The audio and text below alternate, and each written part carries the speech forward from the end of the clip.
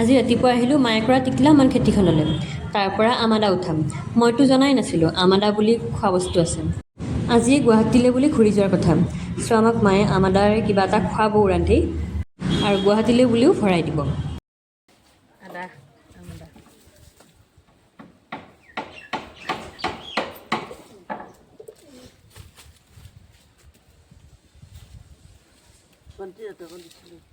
অঁ তেতিয়াহ'লে চিপৰাং দি উঠাব লাগিব।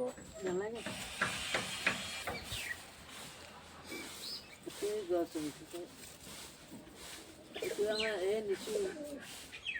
আমাৰ দেউতাক মৰাতে মমি আনিছিল তখন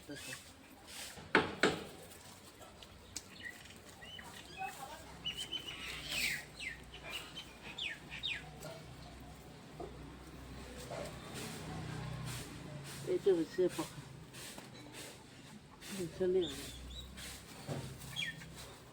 এটা আৰু হ'ব হ'ব আৰু এইটো এবাৰ হ'লে হৈ থাকে।